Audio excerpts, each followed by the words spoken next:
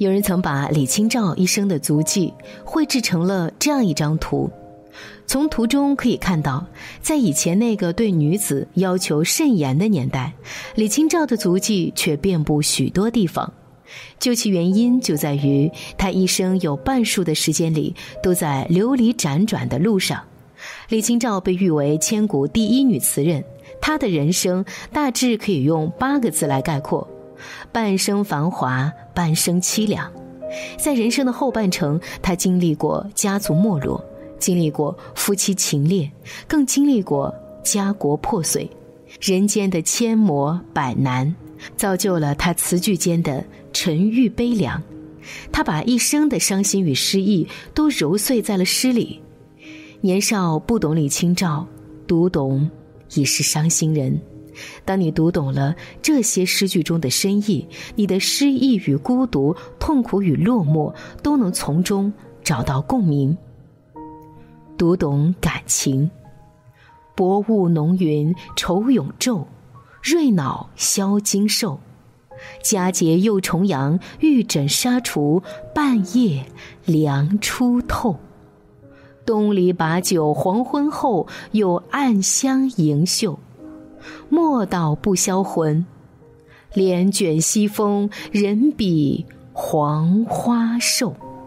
醉花阴，薄雾浓云，愁永昼。常言道，人到海水深，不抵相思半。思念是骨的滋味，每一个深陷情网中的人都会深深懂得。李清照的这首词便非常直白地表露了一个女子的相思。公元1101年，李清照在家里的安排下，与门当户对的赵明诚成了婚。婚后，李清照发现两人竟意外地志趣相投，所以在此后相处的时光里，两人也是琴瑟和鸣，恩爱有加。后来赵明诚为了仕途，经常去外地游学，李清照在深闺深深思念着远行的丈夫。于是等到重阳佳节的那一天，李清照给他寄去了这首词。词短情长，读过此词后的赵明诚恨不得立刻插双翅膀飞到李清照身旁。然而世事向来都是残酷的，再甜蜜的感情也会在琐事中变成一地鸡毛。他们成婚的第7年，李清照的父亲遭人陷害而被贬，李家在一夕之间衰败。而赵家因怕被牵连，不但不帮衬李家，还逼着赵明诚休了李清照。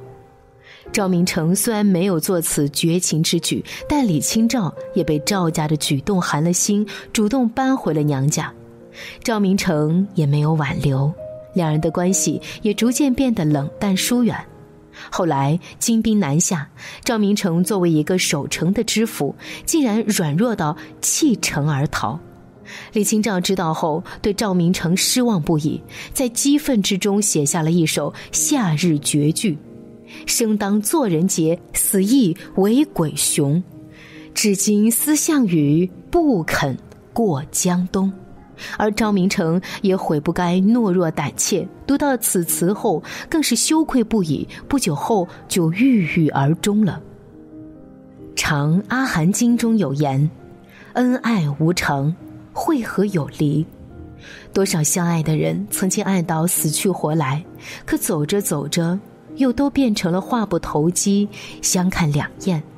但即便结果是这样，也不该因此否定所有相遇的美好。毕竟谁都无法站在一段感情的开端，预判最后的结局。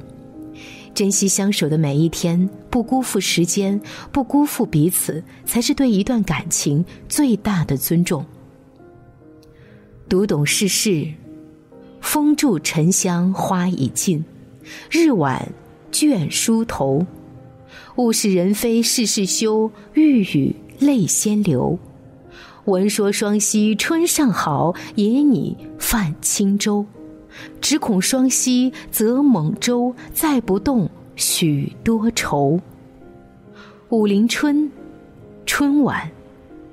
李清照年少时曾是那样的明艳鲜艳，她最喜欢饮酒作词，划舟漫游。有一次他乘兴华州到了藕花深处，日暮回来时又惊起了一群鸥鹭。然而等到中年后，李清照却完全没有了这样的心境。有人约他去游玩，他却只感慨那些轻舟载不动他的许多忧愁。世事对一个人的摧残远比时间来得还要深刻。公元1129年，赵明诚病故。虽然在此之前李清照与赵明诚之间的感情已有嫌隙，但对于一个曾经深爱过的人来说，接受爱人的死亡始终是一件让人痛彻心扉的事情。所以从那之后，李清照再也没有了少女心境，取而代之的是日复一日的黯然神伤。也是在那个时候，金兵南下，中原大乱，李清照一介女流，只得在战乱中带着之前与赵明诚收集的15车文物到处流离辗转，日子是可想而知的艰难。后来李清照一路辗转到金华之时，生活已经陷入了山穷水尽。她身边没有亲人，没有朋友，虽然这里的双溪春景风景秀丽，但她却愁绪满怀，无心欣赏。世事的悲苦真的可以消磨一个人的所有趣味。然而即便处境如此艰难，李清照却依旧在坚强地活着，以一介柔弱之躯扛住了所有风雨。很认可余华的一句话，人是为了活着本身而活着，而不是为了活着之外的任何事物而活着。每个人的一生里都会有遗憾和失去，如果因为这些伤痛就对生活彻底绝望，那未免对不起自己来这世上走一遭。在有限的光阴里挣扎着活着，你才能最终给生命画上圆满的句号。读懂孤独，寻寻觅觅，冷冷清清，凄凄惨惨戚戚。乍暖还寒时候，最难将息。3杯2盏淡酒，怎敌他？晚来风急。雁过也正伤心，却是旧时相识。满地黄花堆积，憔悴损，如今有谁看宅？守着窗儿，独自怎生得黑？梧桐更兼细雨，到黄昏，点点滴滴。这次第，怎一个愁字了得？声声慢，寻寻觅觅。靖康之变后，李清照接连经历国破家亡、夫死等大事，整日哀伤不已。这时又有一个叫张汝舟的人闯进了他的生命里。但张汝舟的出现并不是为了妒李清照，而是因为看中了李清照的才名和文物。他用花言巧语哄骗李清照嫁给他后，就原形毕露，日日逼问李清照那些文物的下落，甚至有时还家暴他。骄傲如李清照，怎能忍受这种屈辱？即便当时女子提离婚要坐几年牢，李清照也毫不犹豫地将张汝舟告上了公堂，最终她重回孑然一身。而这段糟糕的婚姻经历也让李清照对赵明诚的思念更加浓烈。无数个孤枕难眠的夜晚，李清照都在脑海中回忆过往，可越是触碰过往，李清照的心就越是孤寂。又是一年秋天，李清照独自喝着苦酒，写下了这首《声声慢》。词句一开头就是冷冷清清，凄凄惨惨戚戚，他的孤独可想而知。百年孤独里说，生命从来不曾离开过孤独而独立存在。无论是我们出生，我们成长，我们相爱，还是我们成功失败，直到最后的最后，孤独犹如影子一样存在于生命一隅。孤独是每个人生命里必经的黑暗，但在这段无人问津的日子里，李清照始终都一个人默默地苦熬着。到最后，他将满腔孤独凝聚在笔墨间，写出了众多流传千古的词曲，将人生推至了新的高度。而我们一生中也会数次与孤独交锋，不必惶恐，也无需退缩。当你走过了这片黑暗，此后一个人的日子，你也能享受到万千光景。读懂命运，年年雪里常插梅花醉。若尽梅花无好意，赢得满衣清泪。今年海角天涯，速速两鬓生华。看取晚来风势，故应难看梅花。清平乐，年年雪里。史铁生曾说，不知道命运是什么，才知道什么是命运。因为人的一生总是充满了无常，顺遂也好，坎坷也罢，都只是暂时的。如果你能预测，那便不是命运了。李清照出生在名门士族，因着优越的家庭条件，小的时候便才学出众，长大后又嫁给了如意郎君，过上了赌书为乐、泼茶染香的幸福生活。这种人生放在任何时候都是备受世人羡慕的。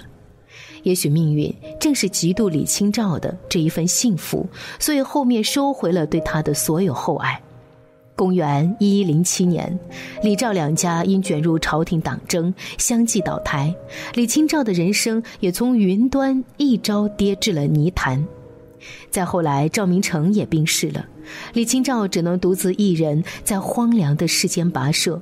经历了这些大起大落，李清照才会在晚年时借着赏梅感慨自己的命运。他说，年轻时他常常会折一枝梅花插到瓶里，欣赏它醉人的景致。如今到了晚年，再看到梅花，回想起以前的生活，却只想痛哭一场。人生在世，连赏梅的心情都不可能始终如一，更何况是漫长的命运轨迹。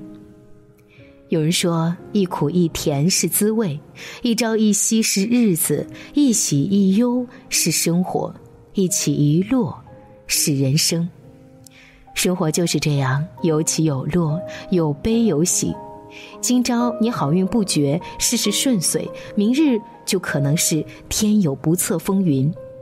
但无论哪怕命运再跌宕，只要你安心地活好当下，那么这些起伏于你而言也只是寻常之事而已。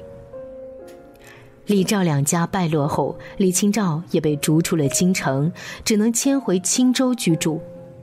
也是在那段时间，李清照给自己取名为易安居士。易安即随遇而安。即便再往后，李清照的人生再也没有安稳过，但她内心的安定却从未动摇。无论命运如何残酷，她都恣意畅快地活着爱着，始终没有失去一个绝世才女的骄傲和坚强。而在人间独行的你我，也应当像她一样，爱自己所爱，想自己所想，如此才不负这锦绣流年，才不枉自己来这世间跋涉一场。